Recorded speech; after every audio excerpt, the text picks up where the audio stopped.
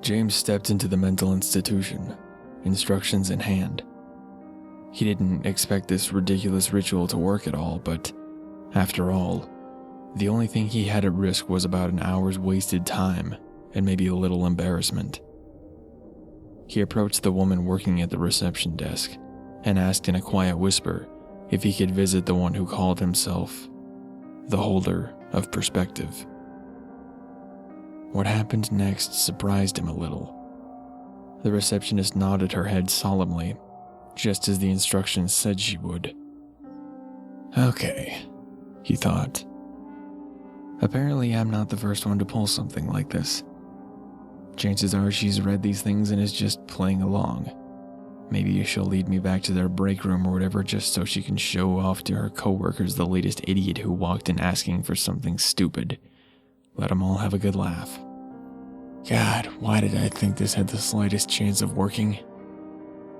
His rambling, self-deriding thoughts were silenced, however, once she unlocked the chain double doors and he saw the long, narrow stairs leading up far higher than the building should have physically allowed. Holy shit, these things are actually real. James ascended the stairs with caution. As expected, once he reached a certain height, he began to see images projected onto the walls. They were the largest and deadliest disasters of humankind. The destruction of Pompeii, the ravages of the Black Plague, the Holocaust, 9/11. The images showed these tragedies through the eyes of each and every victim. It was all James could do to prevent being consumed by sorrow and grief, but he knew well the price for letting himself succumb to despair. Besides, beyond his wildest expectations, he'd already made it this far. He couldn't let himself fail now. After a long and tiring climb, he finally made it to the top of the stairs, where an ornate marble wall with several tiny eye-shaped glass windows awaited. He remembered his instructions and put his left eye into the window with a perfect vertical crack down the middle. In an instant, his viewpoint shifted from his own body to that of an ancient man in an oval stone chamber. The man was using his slender, bony fingers to trace patterns over a large glass eye. James felt his grasp on his own mind weakening, so before he lost his mind completely, he thought as hard as he could. How will they see the end? In an instant, thousands of images started flashing before his eyes.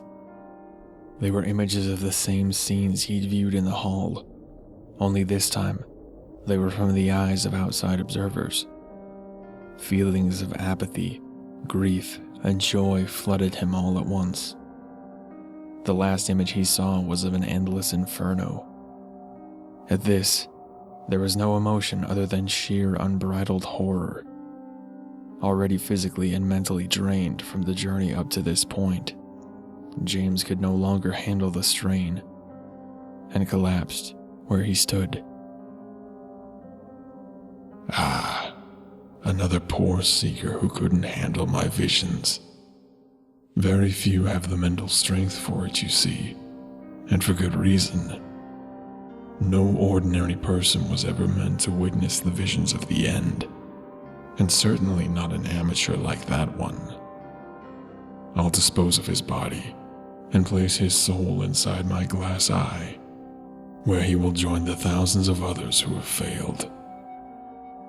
My glass eye is object 26 of 538. It awaits someone capable of viewing the world through their perspective.